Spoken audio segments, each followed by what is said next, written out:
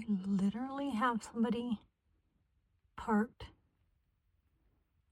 like right in front of me. That's their kitchen window right there. They must be from Canada. I've only had this happen with Canadians where they just park right next to you. But I understand it's dark. I'm gonna put the outside light on and see. They rented it.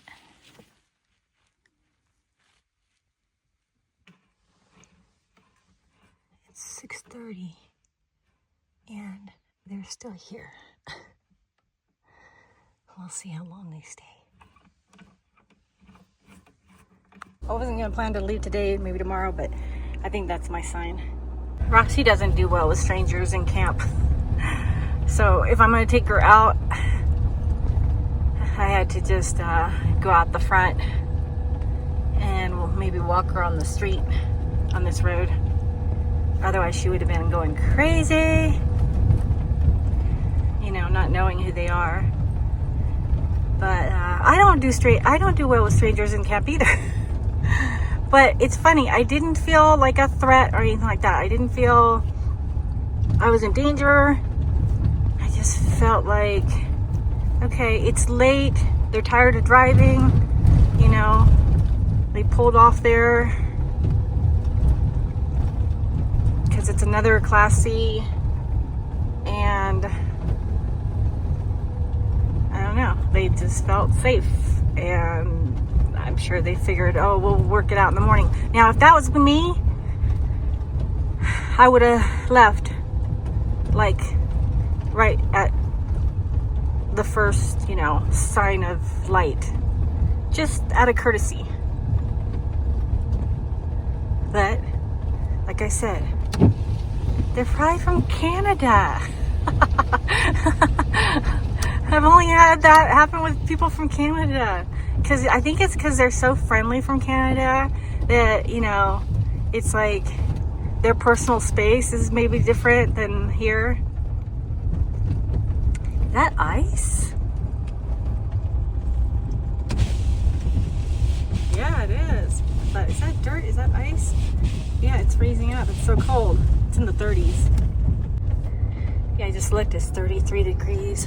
I'm just gonna go over here and, you know, just warm up, let Roxy run around, and then get back on the road. Somebody's been doing donuts over here. Stay on the edge. Whew.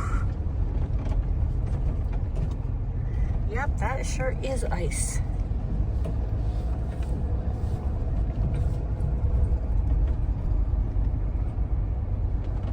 Thaw out a little bit. See, I would have came over here and just stayed here for the night, you know, this area, until the coast was clear. I'm curious, what would you have done? What would you do in a situation like that? Oh, Anna, brush your hair before you... I haven't left the house, so it doesn't matter. It's like, be presentable. Yeah, so what would you have done if somebody pulled up in your camp? I know I saw somebody else that's like, oh, that's when my generator starts, you know.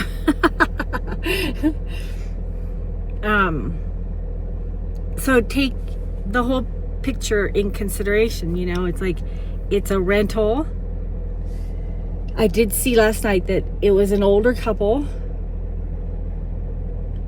What else? It's late.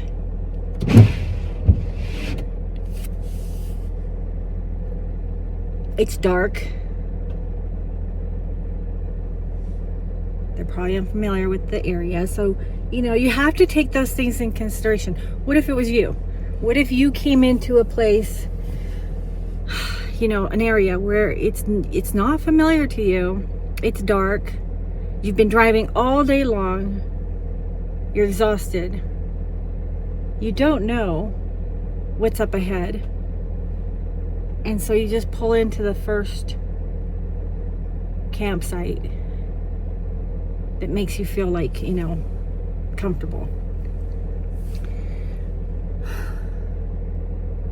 I think sometimes you have to put yourself in the other person's shoes. We don't know what's going on, you know, with them. Maybe it's so late, you know, a lot of people when they're older, they can't see at night. So, yeah. They're not hurting anything.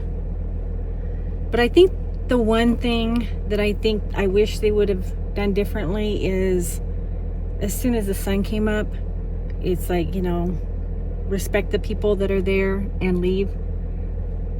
But I did see their curtains were up and everything, and so their shades are probably closed. They probably don't even realize the sun's out. Sometimes these RVs get really, really dark, and so you don't know. So anyways, we got to show some grace, right? I mean, it's public land. It's all our land, you know, but on BLM land, the common courtesy is 12 feet away. 12 feet away. They weren't 12 feet.